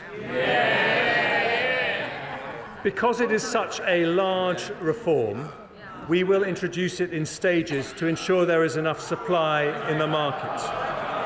Working parents of 2-year-olds will be able to access 15 hours of free care from April 2024, helping around 500,000 parents. From September 24, that 15 hours will be extended to all children from 9 months up, meaning a total of nearly 1 million parents will be eligible. And from September 25, every single working parent of under 5s will have access to 30 hours free childcare per week. Madam Deputy Speaker. Mr. Perkins, stop it.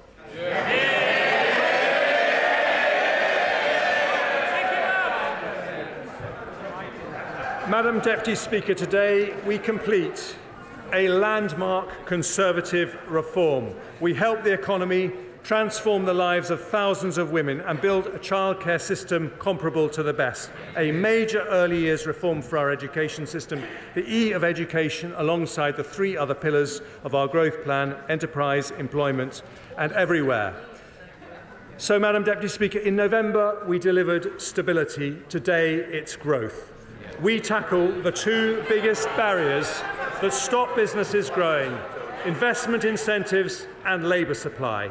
The best investment incentives in Europe, the biggest ever employment package, for disabled people more help, for older people barriers removed, for families feeling the pinch, fuel duty frozen, beer duty cut, energy bills capped, and for parents 30 hours of free childcare for all under 5s. Today we build for the future, with inflation down, debt falling and growth up.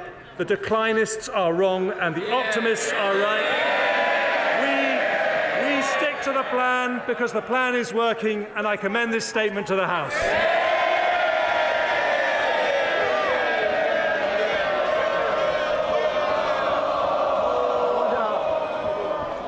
Order. I thank the Chancellor of the Exchequer for his budget statement, and I hope the House will settle down, please. Under Standing Order number 51, the first motion entitled, certainly the bad behaviour is now on this side of the House. I think a little bit of decorum, please, while we go through the necessary parts of the procedure. Under Standing Order number 51, the first motion entitled Provisional Collection of Taxes must be decided without debate. Will the Chancellor of the Exchequer please move formally? Chancellor, well, somebody, just say formally. Thank you, Chancellor. I'm just putting your motions. The question is that, pursuant to Section 5 of the Provisional Collection of Taxes Act 1968, provisional statutory effect shall be given to the following motions. A. Stamp duty land tax transaction funded with the assistance of a subsidy, motion number 39. B. Fuel duties accepted machines, motion number 44. C. rates of tobacco products duty, motion number 46. D, late payment interest value-added tax, motion number 57. E, charities value-added tax, etc. Motion number 65. As many as are of that opinion, say aye. Aye. Of the contrary, no. I think the ayes have it. The ayes have it. Let us now consider the motion entitled Income Tax Charge, for it's on this motion that the debate will take place today and on the succeeding days. The questions on this motion and on the remaining motions will be put at the end of the budget debate on Tuesday, the 21st of March. So I call the Chancellor of the Exchequer to move the motion formally. Move formally. The question is that income tax is charged for the tax year 2023 to 24. And it is declared that it is expedient in the public interest that this resolution should have statutory effect under the provisions of the Provisional Collection of Taxes Act 1968. And now, I call the Leader of the Opposition. Thank you, Madam Deputy Speaker. And can I say it's good to see you back in the chair? Looking radiant. So, for all the hype, a budget for growth that downgrades the growth forecast. His opening boast was that things aren't quite as bad now as they were in October last year after the kamikaze budget. And the more that he pretends everything is fine, the more he shows just how out of touch they are. After 13 years of his government, our economy needed major surgery. But like millions across our country, this budget leaves us stuck in the waiting room with only a sticking plaster to hand. A country set on a path of managed decline, falling behind our competitors, the sick man of Europe once again. This was a day for ambition, for bringing us together with purpose and intent, for unlocking the pride that is in every community, matching their belief in the possibilities of the future. But, Madam Deputy Speaker, after today, we know the Tory cupboard is as bare as the salad aisle in our supermarket. The lettuces may be out, but the turnips are in. A hopelessly divided party caught between a rock of decline and a hard place of their own economic recklessness, dressing up stagnation as stability as their expiry date looms ever closer. And the figures published today spell it out. A year of stagnation, growth non-existent. According to the IMF, the worst performing country in the G7 this year. A prediction today confirmed by the OBR. And growth downgraded in years to come.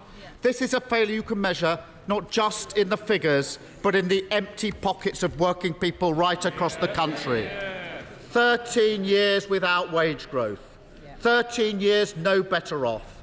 13 years stuck in a doom loop of lower growth, higher taxes and broken public services.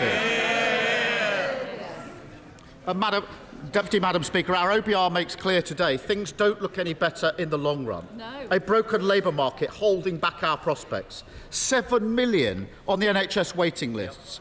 Ill health and disability on the rise. And the consequences, as we've just heard, deferred to the future. The classic short-term sticking plaster cycle. Decisions cynically ducked today. Pain for working people tomorrow. It doesn't have to be like this. Britain has enormous potential. On science, innovation, technology, we should be leading, not lagging. We need an industrial strategy that removes barriers to investment. And the announcements today are nowhere near the mark. The lowest investment in the G7, that's their record. All our competitors know this. They're gearing up for an almighty race for the opportunities of tomorrow. And we've got to be on the start line, not back in the changing room, tying our laces. Now, he mentioned the war in Ukraine. And of course, on this side of the House, we stand with Ukraine and we stand with the government's response to Putin's brutality. We'll look carefully at the details of the military spending announced, and we will support them. But what we cannot accept is the use of the war as a blanket excuse for failure. Our economy has weak foundation. Global crisis hit Britain more than other countries. Wages in this country are lower now in real terms than they were 13 years ago. The average French family is a tenth richer. The average German family a fifth richer. Countries which face the same pandemic, countries which face the same war. And the war didn't ban onshore wind. The war didn't scrap our home insulation scheme. The war didn't run down our gas storage facilities. They did. Decisions which hurt working people battling the cost of living crisis right now. It's been the same story for the whole 13 years. Always the sticking plaster, never the cure, and today's budget does nothing to change that. Again, we see a failure to grip the long-term challenges. No. Order. People shouldn't just be speaking while the Leader of the Opposition is delivering his report. They should be listening. Now, we will now listen to the Leader of the Opposition. Sir. Today's budget changes nothing. Again, we see a failure to grip the long-term challenges. No determination to create growth which unlocks the potential of the many. Working people being made to pay for Tory choices and Tory mistakes. Madam Deputy Speaker, these are the organising principles of Conservative economics. Judge them by their choices. The running down of our public services, paid for by working people. The disaster of the Tory mortgage premium, paid for by working people. The opportunities still missed for a proper windfall tax, paid for by working people. That's what makes the Chancellor's boast about lower inflation so ridiculous. The idea that it's a tax cut. British people can see through that. They see their tax burden at its highest level for 70 years. And they know it's not the government that's lowering inflation, it's working people, earning less, enjoying less. It's their sacrifice that is helping to bring inflation down. And they deserve better than another cheap trick from the government of gimmicks, making them pay whilst trying to claim the credit. And even with the price guarantee, the average energy bill has doubled in 18 months. Because of their recklessness, the average mortgage payment is up £2,000 a year. A massive hit to living standards, however they cook the books. And yet, still, no real ambition on industrial strategy. No real ambition on the clean energy that will give us cheaper bills. No real ambition on house building. The same old Tory choices. Sticking plaster politics, no growth for the many, working people pay. And let's turn to his policies on the cost of living. Madam Deputy Speaker, I say his policies because there's a history to this, a pattern. Over the course of the whole cost of living crisis, time and again, it's Labour who bring the government not just to its senses, but to our position. Who first pushed for the energy price guarantee? Labour. Who first called for a proper windfall tax? Labour. Who first stood by people on prepayment meters? Labour. And who first said we should freeze the price guarantee this April? Labour. And we can go on, because it's also Labour that first committed to extending the fuel duty cut, a policy that in January he dismissed as part of a dossier that he published. So, for one poor soul in their research team at least, this really is a back-to-work budget. And a word of advice for the Chancellor as he promotes this policy in coming days. Use your own car, and for heaven's sake, make sure you know how to use a debit card. And I look forward to the Prime Minister promoting the swimming pools policy. Unlike the car, he won't have to borrow one of those. But, Madam Deputy Speaker, the cost of living crisis is not over. And once again, they've left money on the table when it comes to oil and gas companies. Money that could have been better spent on working people. Politics is about whose side you're on. There are loopholes that urgently need closing. Even the former CEO of Shell admitted that they should be paying more. Yes. And the long-term plan just isn't there. The same old Tory choices, the same three principles, sticking plaster politics, no growth for the many, working people pay. And you see those principles at play in our broken labour market. Much of what the Chancellor said today focused on that, as well it might. The figures announced in this budget show how damaging the current situation is to growth, a long-term drag on our ability to create more wealth. Our inactivity levels are particularly shocking, up 500,000 since the pandemic, the worst jobs recovery since the G7, people unable to work because of ill health more than ever before. Now, we will look at what the Chancellor's announced today, because on these benches, we've long called for reform of the work capability assessment, for a welfare system that supports people with disabilities and long-term health conditions to thrive at work. The universal credit system must help people into employment, and childcare is a huge barrier to that. We've made the case for reform. But on childcare, of course, more money in the system is obviously a good thing.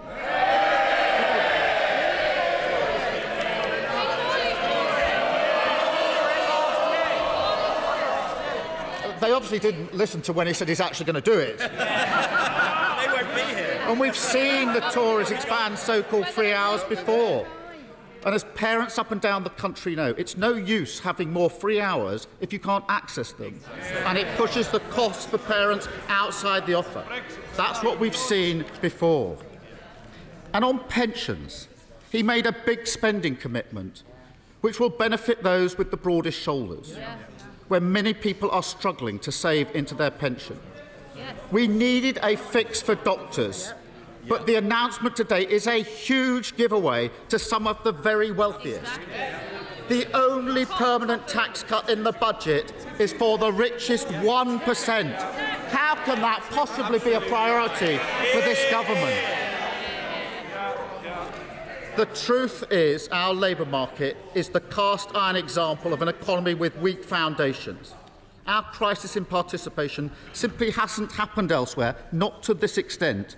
It's a feature of Tory Britain, and global excuses won't wash. We need a wider reform agenda. Instead of making working people pay, we need to make work pay. Move on from growth that's based on insecure, low-paid jobs to growth which comes from good work, from strong employment rights that can deliver higher productivity, growth from the many, for the many, that makes people better off in all parts of our country. I welcome his announcement on devolution deals. The principle that we should push power out of Westminster is fully supported on this side of the House. In fact, we want him to go further. Communities beyond Birmingham and Manchester deserve the right powers and the same powers to drive growth as well. But, Madam Deputy Speaker, the Chancellor is a former Health Secretary, a published author on health, no less. He gave me a signed copy of his book. He knows that growth needs an NHS fit for the future. And no country can be fit for work when there are 7 million people on hospital waiting lists. Nothing to say about that. So I was waiting for him to match Labour's ambition. Waiting for him to match our plan to train more doctors and nurses, to tackle the capacity crisis. A policy he publicly praised just 15 days before he became Chancellor. And yet it never came. And, Madam Deputy Speaker, if there was ever a symbol of the poverty of ambition, that is it. Because the reality is the country getting sicker is a country getting poorer. And a country getting poorer is a country getting sicker. Health and wealth must go together. Britain can't afford to be the sick man of Europe. Britain can't afford the Tories. And there is another way. On these benches, we understand institutions must be respected, constraints accepted, that fiscal rules should be sound and followed rigorously, that every pound is precious and must not be wasted. But they want to shout about their record. Let them shout. Wages lower, taxes higher, borrowing higher, debt higher. Their chaos has a cost. Certainty is vital for the growth we need, essential for businesses and investors in our country. As we've spelt out, compared with a blanket cut to corporation tax, investment allowances are the right approach. But the question many businesses will ask today is, how long before the wind blows again and we all go through this again? And that's what they don't understand about business investment. Their endless fighting on tax is bad for growth in and of itself. Madam Deputy Speaker, real stability means that taxes don't go up and down like yo-yos. That R&D tax credit regime doesn't get overhauled twice in 6 months. Order. OK, that's enough. I now can't hear the right honourable gentleman at all. Exactly. And it's nothing to do with being old. No. Quiet. Sir Keir Starmer. Thank you. Let me give an example of that instability. It's a bit of a fraught subject at the moment, but when he was Culture Secretary, the Chancellor apparently took some lessons on the rules of football. So let me provide a refresher. The amount of times his government has broken their fiscal rules, 11. That's one football team. The amount of times they've changed corporation tax policy, 22. That's 2 teams. You've got a game. But if he wants the post-max analysis, he'll have to consult the experts. Back on his screens and ours this weekend, I know the whole House will want to applaud that. But, Madam Deputy Speaker, a budget is not just about the choices made, but the choices ignored. Britain needs more than certainty for growth. That's the least we should expect. We need change, stability and success. Anyone listening to this and worried about NHS waiting lists, it's about crime going unpunished. They don't want to hear about the waiting list. They don't want to hear about the crime going unpunished. House building rates falling. Don't want to hear about that either, I suppose, do you?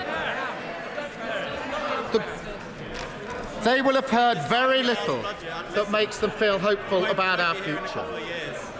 They could have used sensible taxation policies on non-DOMs or oil and gas companies and made the money work for working people, tackled the vested interests that gum up our planning system and shown real ambition on the investment we need to turn us into a green growth superpower. And that was the test today. Can we move beyond the usual sticking plaster solutions, set a new direction for growth that serves the interests of working people? But I'm afraid the verdict on this budget is clear. They won't offer change because they can't.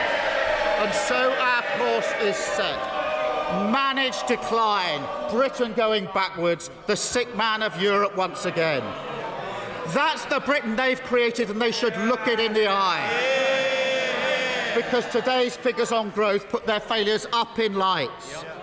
After 13 years of Tory sticking plaster politics, 13 years of no growth for the many, 13 years of being asked to pay, working people are entitled to ask, am I any better off than I was before? And after 13 years, with no excuses left, nobody left to blame, no ambition or answers, the resounding answer is no, and they know it.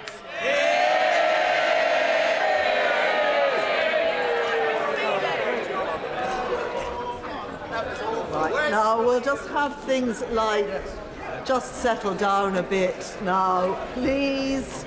And if people are leaving, let's do so quickly and quietly, just out of consideration for everyone else who is still taking part in the debate.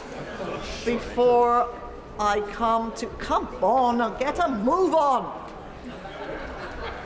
Before I come to the chairman of the Treasury Select Committee, Harriet Baldwin. Thank you very much, Madam Deputy Speaker, and wonderful to have you back in the Chamber today. After that torrent of socialist declinism from the opposition, I want to start by saying how lucky we are to have a lucky Chancellor. He has been lucky this winter because the weather has been a lot warmer than when he stood here in November, and as a result, the price of energy has come down. But he has also made some of his own luck, Madam Deputy Speaker, because thanks to the steps that he took, the financial markets have stabilised and he has had to pay less in interest than he was expecting to, about £4 billion. It is actually quite hard to believe that this is the first actual official budget that we've had in this chamber since October 2021.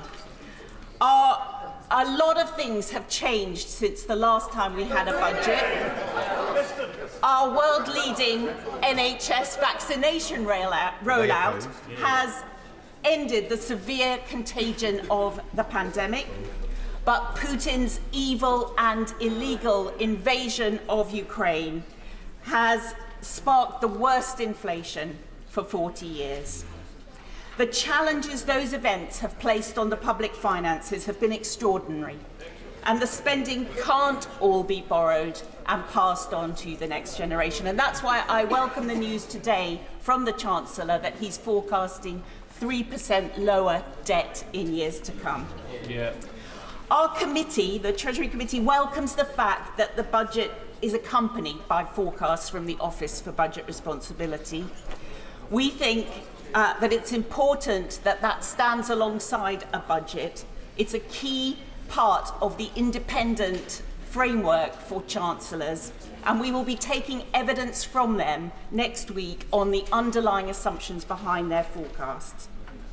Because what has changed most perniciously since the last budget in October 2021 is inflation. It was only just beginning to rear its ugly head in October 2021. And as a member of the Treasury Committee throughout this entire period, I've been like Cassandra in highlighting some of the inflationary risks that we faced. Far from being transitory, as the Independent Bank of England hoped, inflation has become quite deeply embedded in the UK economy, in wage inflation and in expectations. And that's why I welcome the news today that the Office for Budget Responsibility is expecting that by the end of this year, inflation will be back down to 2.9% again. Because inflation is the worst tax that we have on our economy. Yep. Yeah. It is a tax paid particularly by the very poorest, who spend the highest proportion of their incomes on food and energy. And so the Chancellor must not hear the siren voices urging him to increase or to abandon the inflation target that he gives to the Independent Bank of England. The top priority for our economy this year must be to at least halve inflation. It's to be welcomed that in his budget today, the Chancellor has tried to focus on measures that help to achieve that inflation target. The extension of the fuel duty freeze and the cap on household energy costs will all help to keep inflation lower by almost 1%, but lower than it would have been. And these may not feel like giveaways, but they do cost money against the do-nothing counterfactual option. So it's good to see that they're being implemented because of better public finances, and that these tax cuts can be seen as consistent with the government's second priority of reducing debt. In our recent Treasury Committee report, we called on the Chancellor to think again about the fiction that lies behind fuel duty forecasts. Every year they get embedded in the fiscal outlook, and every year Chancellors realise that it's not an ideal time to raise fuel duty. I welcome the fact that the fuel duty cut has been extended for another year, and that once again the fiction has not been followed through into reality. But I do think we need to think long and hard about why a tax that is inflationary, that harms growth, and is heading the way of the dodo as we all move to electric cars, is still in the forecast numbers. The third economic policy of growing the economy in a non-inflationary way will involve all of us working more productively. And the Stride Review, named after my illustrious predecessor, has rightly focused on this key question. And I think there were many measures that we can all see will be very helpful that were announced in today's budget, because with over 1 million job vacancies in our economy, we are still, as a country, working fewer hours than we were before the pandemic. And unlocking that human and economic potential is key to strong, productive, non-inflationary growth. So the steps that have been announced today on childcare and on pensions will help to ease the labour shortages that are pushing up wage demands, and they will help counter those inflationary pressures. And so the Treasury Committee looks forward to exploring all of these issues in detail with both our expert witnesses and with the Chancellor himself in our next evidence sessions, because the details really matter. The Treasury Committee has highlighted the new benefit cliff edges that my right honourable friend introduced last November when he announced that next winter only low-paid households will receive the £900 help with their cost of living. We asked for it to be spread into 6 instalments to reduce the risk of cliff edges. And we're sorry to hear that a somewhat clunky computer system means that there will be 3 instalments instead, because we worry that if you lose your job one day just after the qualifying date, you will miss out on a lot of help. And there are still cliff edges, taper rates and disincentives to work galore in our benefit and tax system, whether it's around free school meals, help with the childcare limits, child benefit tapers, tax-free childcare cliff edges, the withdrawal of the tax-free allowance, and the very welcome measures today announced on all those fronts, and with the pension cap abolition, will all be studied in detail by the committee. We're planning to work closely with our colleagues on the Work and Pensions Committee to find recommendations to smooth some of these cliff edges and distortions. And the Chancellor can see how these work as disincentives to adding more hours, and every hour of work should pay. I think that we've made huge progress towards that today,